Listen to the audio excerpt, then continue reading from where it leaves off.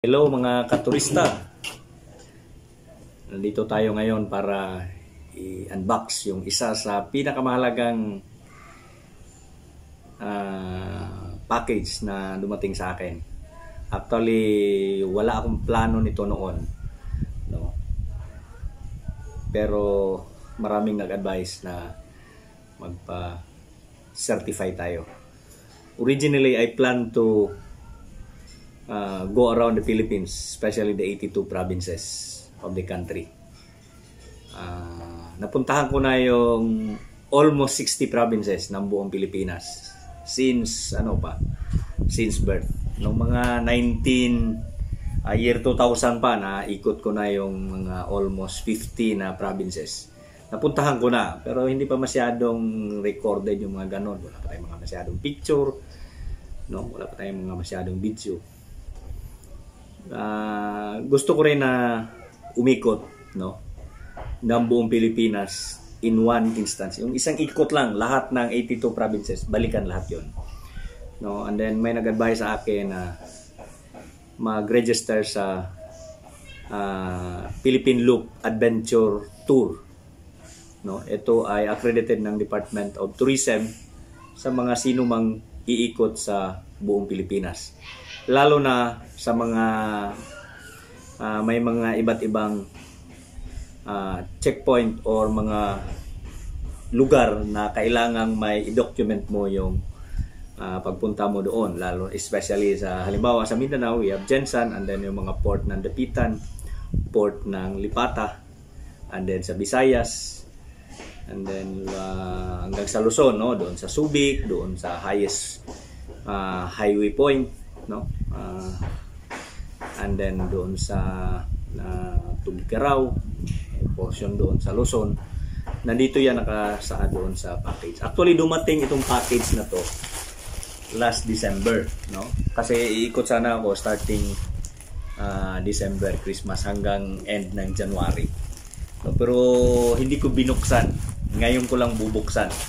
Today is April 9. So bubuksan natin ito kung ano yung laman. Actually, ito yung mga gamit para doon sa tour, no? So nandito yung dalawang t-shirt.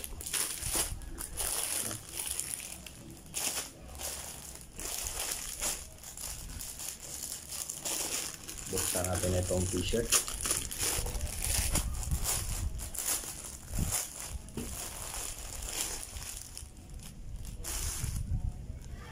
Ito yung t-shirt ng Philippine Loop, The Ultimate Adventure Tour.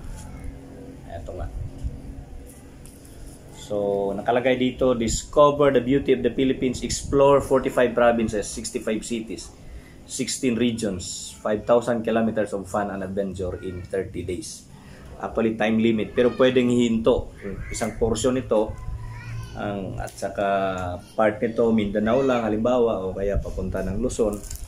Yun ang isa sa mga requirements. Nandito rin yung passport, no? Dito yung sticker na ilalagay doon sa sasakyan. Ang sasakyan ko ay hindi motor, no? Hindi motorsiklo, kundi high-is commuter van. Ang commuter van ko ay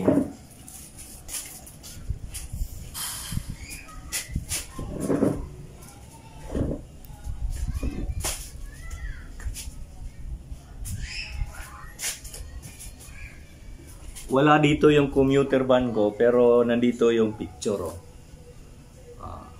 Pinagawa ko ito doon sa Mati. Ito yung high-is commuter van, yung long nose. Ito yung gagamitin ko. Wala dito ngayon. Nandoon sa Dapitan. So, ito yung passport na para doon sa pagpunta, no? So, habang nagpapapicture, parang itong diary ito, no? Day 1, day number 1, day number 2, may rider's information.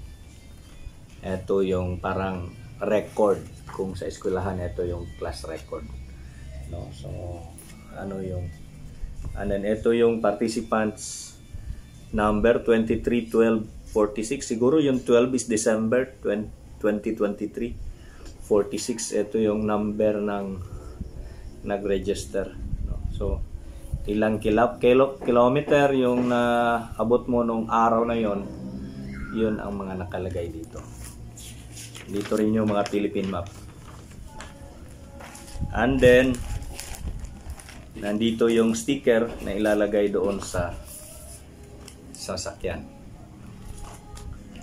And then nandito rin yung ano ba bang nandito? Ito yung may t-shirt pa, no? Philippine Motorcycle Tourism. Extra ito na t-shirt. Ito yung official. And then may ano pa? Ano ito? Bandana guide, no? Maganda rin ito. Bandana guide. Ito yung patch sa Philippine Motorcycle Tourism. No, ito yung bandana. Ang gagawin ko ay original, ito yung plano ko. Pupunta ako doon sa 82 provinces, kasama na yung mga Palawan. Tinignan ko na, may itinerary ako na sinabit na.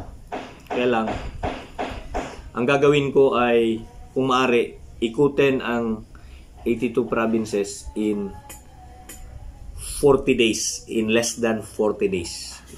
Medyo maano ito, medyo malaking hamon, hindi lang sa akin kundi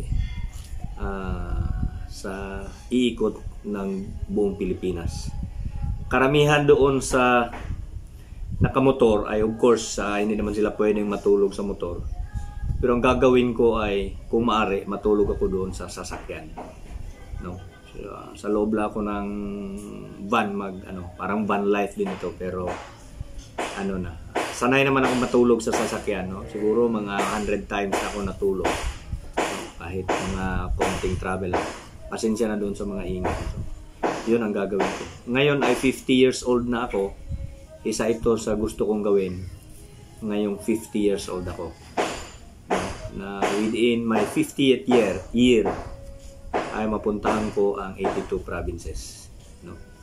Karamihan naman ay napuntahan ko na. Mindanao, for example, mainland Mindanao napuntahan ko na, except for Basilan, Sulu, Tawi-Tawi, and then Dinagat. And then in Visayas, yung mga na lang na mga islands, ng mga Biliran, for example, Guimaras, Siquijor, Masbate, yung mga isolate mga island. Sa Luzon naman, Bicol part, and then North Luzon, I had been there. No, I worked in San Fernando, La Union before. Shout out doon sa mga taga Lorma Colleges. I had been there for 1 year teaching at Lorma Colleges. Shout out din doon sa taga Southern Christian College sa Midsaya, Cotabato. Nagturo din ako doon for 7 years, and I lived there for 9 years. Doon ko natagpuan yung ex-girlfriend ko na asawa ko na ngayon. And then doon din sa Negros, no? Nadaanan ko rin Puerto Galera, Katiklan, Panay hanggang Dumangas, and then Bacolod to Negros to Dapitan. So nadaanan ko na rin yun, no? So actually parang ito balik tanaw doon sa mga ginawa ko noon, no? So hopefully ma-accomplish natin itong gagawin natin within the year. Of course, otherwise nullify itong passport, itong kailangan within the year itong ma-accomplish, no? Sana nga matuloy ito. Inaano ko lang yung panahon, siguro by sem break. Kailangan ko ng 1 month na 1 month na tuloy-tuloy, no? Otherwise, yung gagawin ko, yung normal na loop lang na ginagawa ng mga nakamotorsiklo, yung mga 45 provinces lang. At saka yung mga ibang regions, no? Yung may mga checkpoint lang, hindi na yung lahat ng probinsya. Pero yun ang gagawin ko, no? So, nakita ko si Bitya, na ko sa ni-research ko, siya yung nakaikot ng Pilipinas in 100 days. At saka shout out kay Sir Puso na nakapunta doon sa lahat ng munisipyo at siyudad ng Pilipinas. Galing nila. Gusto ko rin magawa yon. Kung wala lang trabaho, kayang-kayang gawin. Pero meron tayong trabaho, meron tayong ibang ginagawa. Pero sana itong planong ito ay magawa natin within this year. Hopefully, no. So, with the help and guidance of God, pwede natin gawin. So, ito'y part lang ng pag-YouTube ko yung planong ito. No? Na ma-document din yung gagawin ko. Sana nga. No? Sana nga. So, if you want to, please naman, follow and subscribe to my channel. Turistang Deprobe. God bless everyone.